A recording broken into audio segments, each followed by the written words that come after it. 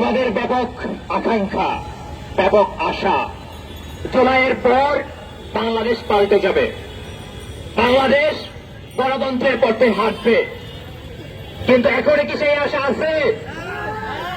গণতন্ত্রের পথ এই সরকার রুদ্ধ করেছে, সংস্কারের পথ এই সরকার রুদ্ধ করেছে, বিচারের পথ এই সরকার রুদ্ধ করেছে। এই সরকার ক্ষমতায় অধিষ্ঠিত হয়েছিল তিনটি কাজ করার জন্য: সংস্কার, বিচার এবং নির্বাচনের জন্য। আমরা 10 মাস পরেও দেখতে পেলাম এই শেখ হাসিনার বিচার, আওয়ামী লীগের বিচার, তার কোন দৃশ্যমান অগ্রগতি এই সরকার করে নাই। কিন্তু একটা দৃশ্যমান অগ্রগতি করেছে, একটা স্পষ্ট বিচারকে সামনে নিয়ে এসে রাজনৈতিক ভাবে প্রভাবিত করে ওই আওয়ামী লীগের মতন করে সে ওই যে খুনি, 71-এর নরপশু, 71-এর ঘাতক, আলবদর কমান্ডার এটিএম আজহারুলকে বেকসুর খালাস দিয়েছে। এই ইন্টারিম সরকারের এটাই হচ্ছে সবচেয়ে বড় অর্জন। সে নিজেকে প্রতিষ্ঠিত করেছে 71 বিরোধী শক্তি হিসাবে, সে নিজেকে প্রতিষ্ঠিত করেছে বাংলাদেশ বিরোধী শক্তি হিসাবে। আমরা বলতে চাই, আমাদের যে স্বাধীনতার সংগ্রাম, এই সংগ্রাম এদেশের মাটি ও মানুষের সংগ্রাম। এই সংগ্রামের বিরুদ্ধে দাঁড়িয়ে 24-এর গণঅভ্যুত্থানের পরবর্তী সময়ে একটা পক্ষ বারবার বলছিল যে দ্বিতীয় স্বাধীনতা আসছে। তবে আমি বলতে চাই, যারা দ্বিতীয় স্বাধীনতার কথা বলে এটা তাদের দ্বিতীয় স্বাধীনতাও না, এটা হয়তো তাদের প্রথম স্বাধীনতা ছিল। সেই স্বাধীনতার জোরে তারা ওই রাজাকার আলবদর কমান্ডার এটিএম আজহারুলকে রাজনৈতিক প্রভাবিতভাবে বেকসুর খালাস করেছে। আমরা প্রত্যাশা করেছিলাম জুলাইয়ের পর ন্যায় বিচার প্রতিষ্ঠা পাবে, আমরা প্রত্যাশা করেছিলাম বিচার বিভাগ স্বাধীন হবে। কিন্তু এখানে আমরা দেখতে পেলাম ওরা সেই হাসিনার পথেই হাঁটছে। হাসিনা যখন ফাঁসি ছাড়া অন্য কোনো বিকল্প দেখত না, ঠিক একই রকম ভাবে এই সরকারও 71-এর ঘাতকদেরকে নির্দোষ ছাড়া অন্য বিকল্প কিছু দেখে না।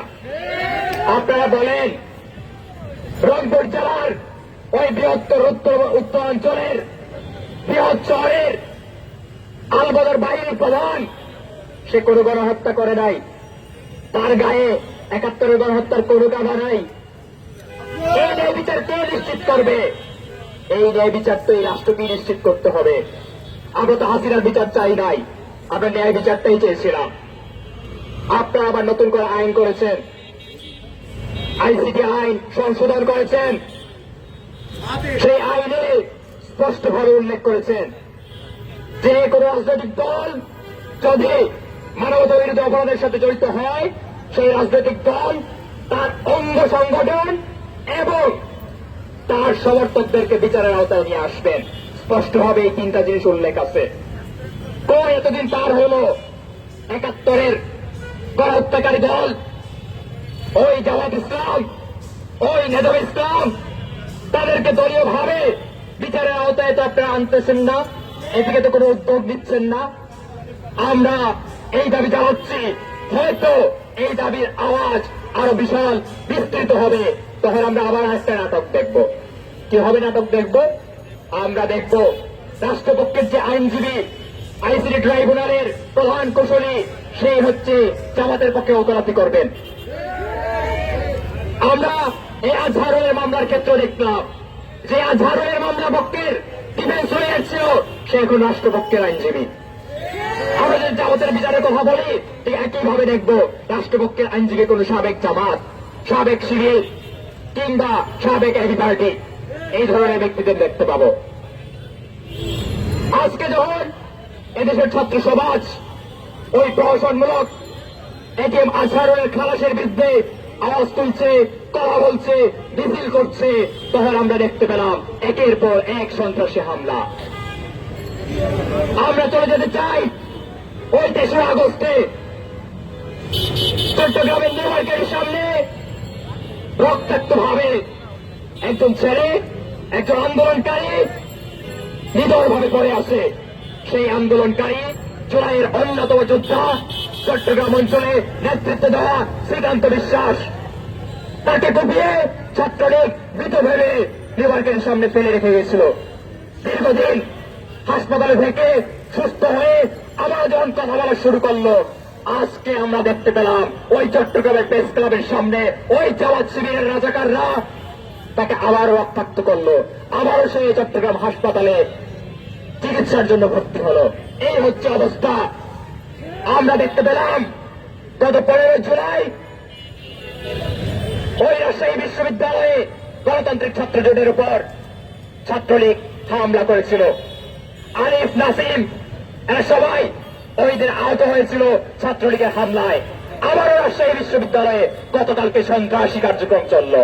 গতকাল ওই শিবিরের সন্ত্রাসীরা রাজশাহী বিশ্ববিদ্যালয়ে গণতান্ত্রিক ছাত্র জোটের উপর হামলা করলো। তারা ভাবছে আমাদেরকে সন্ত্রাসের মাধ্যমে রুখে দিবে।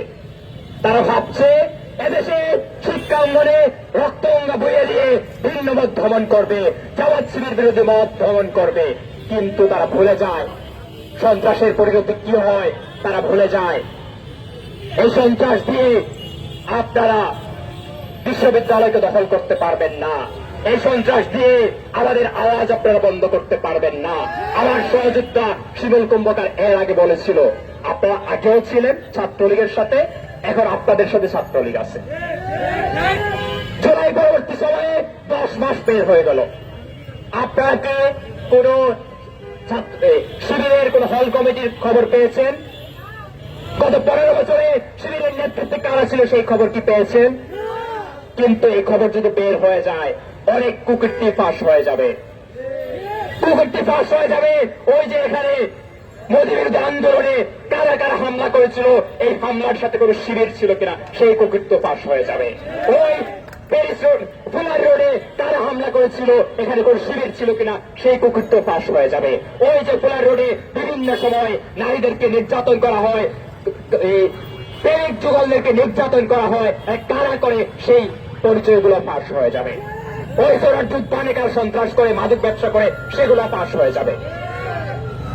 আপনারা এই পরিচয়গুলো সামনে কখনোই আনবেন না, কারণ আনলে বের হয়ে যাবে ছাত্রলীগের উপসম্পাদক, ছাত্রলীগের সহ সম্পাদক, ছাত্রলীগের কমিটির উপ আহ্বায়ক সম্পাদক আপনারাই ছিলেন এবং ছাত্রলীগকে এরকম ভাবে সন্ত্রাস করত, কিন্তু একইভাবে আপনারাও সন্ত্রাস এখন করছেন। কিন্তু সেই সন্ত্রাস আমরা ভয় পাই না। রক্তগঙ্গা বয়ে দিয়ে আমাদেরকে আপনারা নিঃশেষ করতে পারবেন না। আপনাদের নিশ্চয়ই মনে আছে শহীদ ডাক্তার জামিল আক্তার রতনকে, আপনাদের মনে আছে? শহীদ রূপমকে মনে আছে? শহীদ ফারুককে মনে আছে? শহীদ দেবাশিস ভট্টাচার্য রূপমের কথা মনে আছে? এই সবাই কিন্তু নিজেদের জীবন বিলিয়ে দিয়েছিল। আপনারা তাদেরকে হত্যা করার মাধ্যমেও আমাদের আওয়াজ বন্ধ করতে পারেন নাই।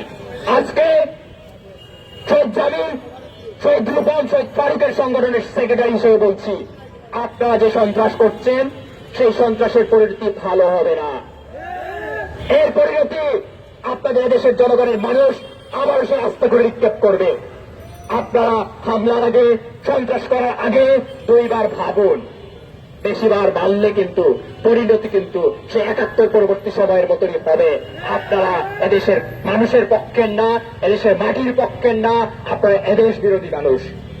ফলে আমরা বলতে চাই, শিক্ষাঙ্গনে জুলাইয়ের পর যে সন্ত্রাসী সংগঠন আবার সন্ত্রাস চালু করলো, সেই সন্ত্রাস যদি না থামান, এদেশের ছাত্র জনতা আপনাদেরকে প্রতিহত করবে। আজকে আপনারা দেখেছেন হলপাড়ায় কি হয়েছিল, গতকাল তো একই দৃশ্য হয়েছিল। হলপাড়া যাওয়ার পরে, আমাদের মিছিল যাওয়ার পরে যারা বিশৃঙ্খলা করতে চেয়েছিল, তাদের উদ্দেশ্যে বলতে চাই, এই যে বিশ্ববিদ্যালয়ের বিভিন্ন হলে অনেক অনেক হাজার হাজার শিক্ষার্থী আছে, সবাই কিন্তু শিবির না। আপনাদের গুটি কয়েক মানুষের কারণে আপনারা বোঝাতে চান সাধারণ শিক্ষার্থীরা তাই করছে, কিন্তু সাধারণ শিক্ষার্থী এত বোকা না। সাধারণ শিক্ষার্থীরাই আপনাদের বহু উন্মোচন করে দিবে। সুতরাং সাবধান। আমরা বলতে চাই এই ইন্টারিম সরকারকে যে আপনারা যে গণহত্যাকারীদের পক্ষ অবলম্বন করছেন, যে গণহত্যাকারীদের পক্ষে দাঁড়িয়ে আপনারা 71-এর ঘাতকদেরকে খালাস দিয়ে দিচ্ছেন, ঠিক একই রকম ভাবে আগামী দিনে হয়তো আওয়ামী লীগও কাজ করবে। আপনারা ন্যায় বিচারকে প্রশ্নবিদ্ধ করেছেন, আপনারা সংস্কার কার্যক্রমকে প্রশ্নবিদ্ধ করেছেন, আপনারা নির্বাচন নিয়ে টালবাহানা করছেন, আপনার সাম্রাজ্যবাদের স্বার্থ হাসিল করছেন। সেই স্বার্থের সাথে মিলে এদেশের কিছু রাজনৈতিক দল আপনাদের কথায় কথায় বাহাবা দিচ্ছে। কিন্তু আমরা বলতে চাই, এদেশের মাটির পক্ষে যারা আছে, এদেশের মোহনার পক্ষে যারা আছে, এদেশের মায়ের পক্ষে যারা আছে, সেই জনগণ এর বিপক্ষে দাঁড়িয়ে আছে।